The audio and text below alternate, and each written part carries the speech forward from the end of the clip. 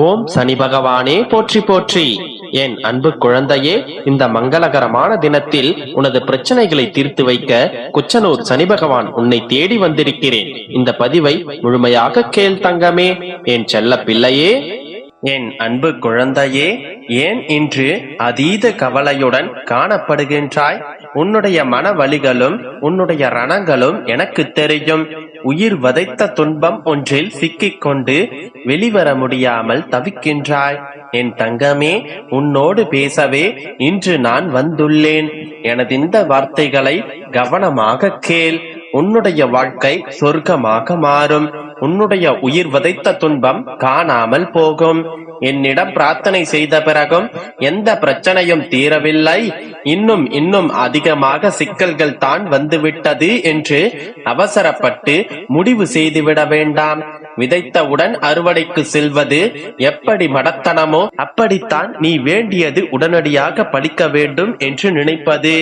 உனது வேண்டுதல்கள் கேட்கப்பட்டு அதை நிறைவேற்றுவதற்கான வழிகளும் உருவாகி கொண்டிருக்கின்றன.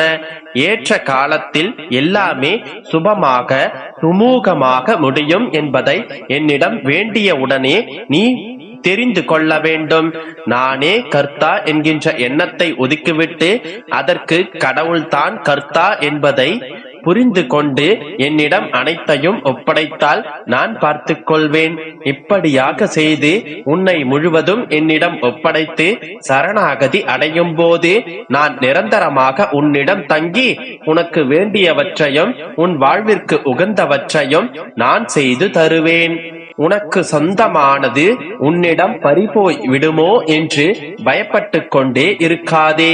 உனக்கு அது சொந்தமென்றால் அதை மீட்டு உன்னிடமே ஒப்படைப்பது என்னுடைய பொறுப்பு. அனைத்தையும் மாற்றி இந்த உலகத்தில் உன்னை நிம்மதியாகவும் பலமாகவும் வாழ வைப்பேன். என்னிடம் வரும் பக்தர்களுக்கு உடனடியாக நான் வாரி வழங்கி விடுவதாக சொல்கிறார்கள். ஆனால் அது உண்மையல்ல.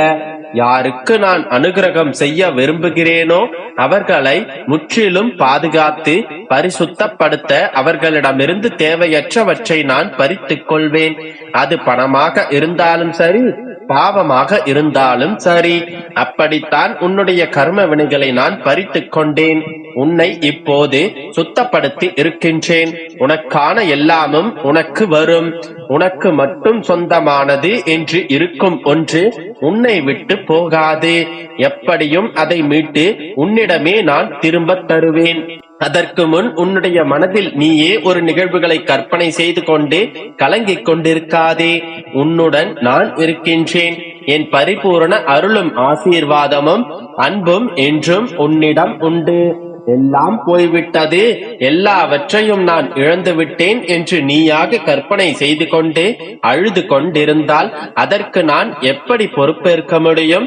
எதுவும் பறிபோகவில்லை, எதையும் நீ இழந்துவிடவும் இல்லை. உனக்கானது என்று இருந்தால் அது உன்னை வந்தடையும். எனவே மனதை போட்டு குழப்பிக் கொள்ளாமல் அமைதியாக இரு. நான் இருக்கின்றேன். யாமிருக்க பயமே